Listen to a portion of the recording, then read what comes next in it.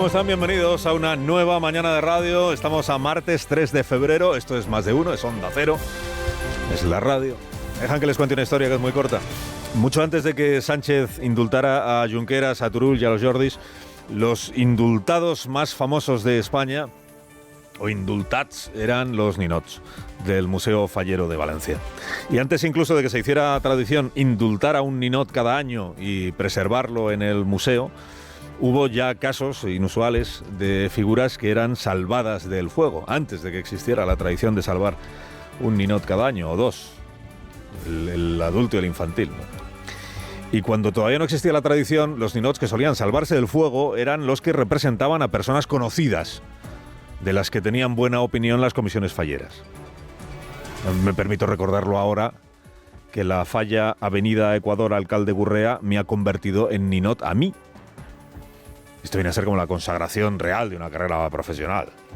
Eternamente agradecido a esta comisión fallera. Entonces, en aquel tiempo, antes de que existiera la tradición, las personas conocidas que tenían ninot, ese ninot solía ser salvado de las llamas. Luego ya en el año 34 se dio carácter oficial al indulto del ninot y se abrió camino la democracia fallera. Es el público el que vota. Y el ninot con más sufragios gana las elecciones. Y es indultado. Hay que ir al museo, hay que ver los ninots que hay allí, creo que son cientos, y votas, y el que más votos tiene, pues se salva. No estoy pidiendo, Dios me libre, a los tropecientos mil oyentes de Onda Cero en Valencia que acudan en procesión al Museo Fallero a votar para que me indulten a mí. No estoy pidiéndolo. No es eso porque pedir el voto es asumir el riesgo de que luego elijan a otro y se me quede cara de Pilar Alegría ya para siempre. Al ninot no, a mí se me quede cara de Pilar Alegría. Me ha explicado ya Boro Peiro, nuestro especialista en fallas en Valencia, gente de fallas, me ha explicado Boro, un poco derrotista me ha parecido a mí, también te lo digo, lo dificilísimo que lo tengo para ganar la medida de gracia. Porque dice son cientos de ninots, y porque los favoritos siempre son pues las imágenes de abuelos, de abuelitos, de animalitos, de escenas costumbristas, como aquella inolvidable que ganó, el ninot que ganó el indulto en el año 58 y que se llamaba, y se llama porque ahí sigue, Vespa tipo longaniza para llevar abuelas a misa. En realidad, si hoy les hablo de los ninots en puertas ya de las fallas de mayo, porque da un suspiro, no es por hablar del mío, sino de las chistorras. No por previsibles, menos apetecibles, estos ninots en una exposición que es de humor al final, de sátira y de mala leche, como esta de fallas, ¿no? Digo, porque ahí los que más se repiten, por los que me han pasado a mí las fotos ya de los ninots que hay allí, los que más se repiten son Ábalos, rodeado ahí de cajas de lechugas y de chistorras, Koldo, que aparece ahí con su tenedor, la chistorra y el lema I love Cerdán, está ahí el sufrido Álvaro García Ortiz, acompañando a Ábalos y a Koldo en una figura coral que se llama Los ex del presidente. No he visto ninot de Leire. Y esto sí es una pena, porque para figura caricaturizable, la de la fontanera reportera. Ni fontanera ni cobarde, soy periodista. Pues eso he dicho, la reportera, soy periodista, sí. Leire Díez, que es objeto de una investigación judicial con su mentor, el señor Pérez Dolcet, y en la que declararon ayer en esta investigación en el juzgado, declararon ayer como testigos Santos Tardán. Santos Tardán es aquel secretario de organización que tuvo el PSOE, que prometió que daría una rueda de prensa para responder todas las preguntas sobre los manejos que le atribuía el informe de la UCO. Convocaré a todos los medios a una rueda de prensa en Ferraz y lo explicaré. Esto lo prometió hace 8 meses. Y luego lo volvió a prometer cuando salió de prisión hace 2 meses y medio. Pero bueno, no ha tenido tiempo Santos Tardán y no ha respondido a nada. Fueron como testigos al juzgado ayer él y Antonio Hernando. Antonio Hernando es un secretario de Estado que en otro tiempo estuvo enfrentado a Pedro Sánchez, luego fue acogido de nuevo en la Casa Común del Sanchismo, como Óscar López, y ejerce de lugarteniente del ministro López ahora mismo. Bueno, ahora mismo y desde que López fue jefe de gabinete, que lo fue, del presidente del gobierno. Paréntesis, cuenta hoy el Confidencial que a Óscar López y a Antonio Hernando los han mandado desde Moncloa de urgencia a Zaragoza para que intervengan en la campaña electoral de Pilar Alegría, porque Pilar Alegría ha entrado en pánico, dice la información, ante las expectativas demoscópicas que se le presentan, ¿no? Nada, no creo que el ministro Óscar López haya antepuesto una campaña electoral a sus obligaciones como un ministro, no me cabe en la cabeza.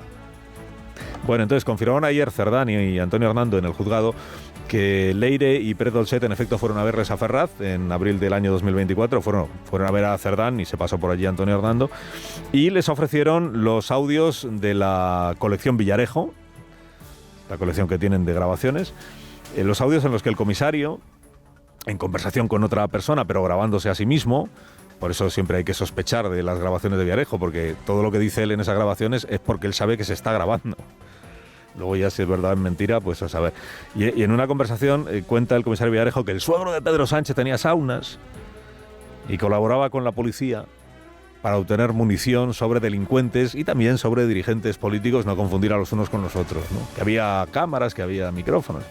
Pero vamos, que según Cerdán y Antonio Hernando, ellos se dieron por enterados de que esos audios estaban ahí y en ningún momento se les ocurrió informar de las andanzas de Leire a sus superiores. O sea, a su superior, que es el mismo que siempre que despide el presidente Sánchez, eternamente en babia, también en esto, ¿no? Es conocido que los audios acabaron publicados unos días después por el diario El País, como prueba no de que el suegro había colaborado con las actividades villarejas, sino como prueba de que la policía patriótica había perseguido a Sánchez y a su familia, ignorando oportunamente el pasaje en el que el comisario también contaba cómo Sánchez había querido verse expresamente con la hoy llamada policía patriótica para hablar de este asunto. En fin, que son asuntos que están en los juzgados, que todavía colean ahí, como el patrimonio de Cerdán, como el patrimonio de Ábalos y de Koldo, y que será un tribunal, y no ninguna mal llamada comisión de investigación, quien termine de esclarecer penalmente. Esto vale para la investigación sobre Koldo, sobre Cerdán, sobre Leire Díez. Esto vale para la investigación sobre el amigo de Zapatero, Julio Dos Veces Martínez.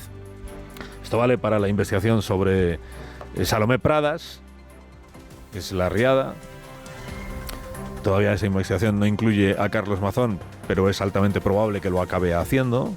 Y esto vale para la investigación sobre el accidente de Adamuz, que todavía está en fase incipiente. Y esto vale, pues en realidad, para todos los asuntos, ¿no? Será un tribunal y no estas comisiones de investigación que se inventan los partidos en el Senado y en el Congreso, la que esclarezca o quien esclarezca las responsabilidades. Porque estas comisiones de investigación, ya lo sabemos, no se utilizan para investigar nada, ni para esclarecer nada, ni para ofrecer recomendaciones sosegadas después de haber analizado en profundidad un asunto. Nada. Comisiones de investigación sirven para llevar a rastras a los adversarios políticos, sentarles ahí en la comisión e intentar hacerles un roto a base de interrogatorios pretendidamente implacables y resueltamente ineficaces.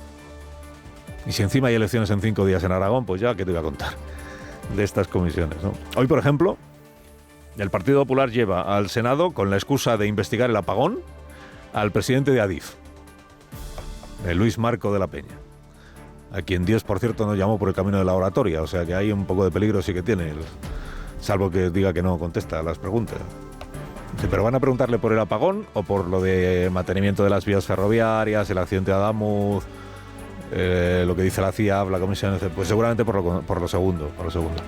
Luego, el jueves, segundo ejemplo, el PP lleva a Paco Salazar. Paco Salazar, señoro de confianza de Pedro Sánchez, que iba para sucesor de Santos Sardán, hasta que salieron a la luz sus episodios de acoso. Y lo llevan a la comisión Koldo, no porque tenga responsabilidad sobre Koldo y sobre Ábalos, sino para poder preguntarle por Pilar Alegría, de quien Paco Salazar pues era buen amigo. Más ejemplos. Ayer el PSOE llevó a Feijóo a la comisión sobre la Riada. No porque Feijóo tuviera papel alguno en la gestión de aquel desastre, que no lo tuvo, sino para poder presentarle como mentiroso por haber dicho que estuvo informado en tiempo real, que iba de farol, Feijóo cuando lo dijo, y para presentarle como responsable último de que Carlos Mazón fuera un inútil. Entiendo yo que el presidente Mazón se da cuenta que uno puede opinar lo que quiera, pero cuando la gente no te da la razón, lo más honesto es irte. Feijóo salió del Congreso ayer como Sánchez salió del Senado el pasado mes de octubre, sin lesiones graves. El presidente Sánchez, acuérdese que se aferró al no me consta, no me acuerdo, no que yo sepa, cuando le preguntaban por el dinero en efectivo del Partido Socialista, por ejemplo. Ayer Feijóo se agarró a Adamuz para reprocharle a los socios del gobierno que le lleven a él a leerle la cartilla en lugar de llevar al presidente del gobierno. Mazón volvió a quedar tan huérfano de defensores ayer en esta comisión que a este paso no le va a quedar más remedio que dimitir como presidente valenciano. Y a Feijóo le pusieron en bandeja los aguerridos portavoces, que todo el tiempo le ponían como un trapo, pues le pusieron en bandeja dolerse, como ya hizo Sánchez en el Senado, de que no le dejaran responder. En el Senado quien se pasó de frenada, seguro que usted se acuerda, fue un senador, interrogador del PP, que se llama Miranda, Alejo Miranda. Hacía preguntas cuya respuesta después no le importaba lo más mínimo y de hecho no dejaba que se le respondiera. Bueno, pues ayer en el Congreso se pasaron de frenada los interrogadores gubernamentales, empezando por Gabriel Rufián, que cada día parece más un diputado más del Grupo Socialista, ¿no? Al proclamar que en realidad no tenían el menor interés, dijo Rufián, no tengo ningún interés en tener interlocución con usted, señor compareciente. Que no tenían nada que preguntarle al compareciente porque ellos iban a otra cosa, que era a predicar lo suyo, ¿no? Hombre, tiene poco sentido igual, ¿no? Tener a un compareciente y no querer preguntarle nada. Ir por ir es tontería.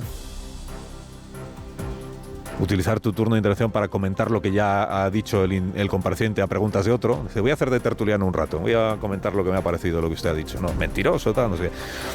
Y sobre todo permite al compareciente preguntarse para qué le han traído, si no le dejan responder. Le pasó a Alejo Miranda con Sánchez y le ha pasado a Rufián con Feijóo. Desdeñar al compareciente, despreciar sus respuestas, ponerle nota, erigirse en juez siendo parte. Todo eso puede parecer un alarde de fiereza parlamentaria, pero no pasa de ser un desahogo sin mayor consecuencia. ¿Qué fue lo que dijo el ministro Bolaños en octubre cuando Sánchez? Que tienes que ser bronco, tienes que acorralarle, tienes que no dejarle hablar, Y al final pues es una comparecencia por parte de este senador del Partido Popular que resultó grotesca, absolutamente grotesca.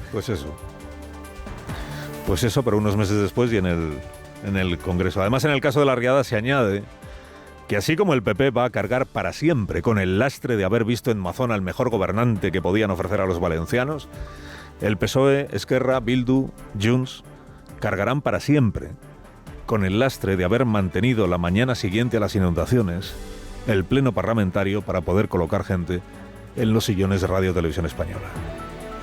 Porque aquella mañana para entonces ya había 50 muertos confirmados. Y ahí son los portavoces de estos grupos quienes aún deben una explicación a los ciudadanos a los que representan. Y mala explicación es esta que dio ayer la diputada socialista Trenzano.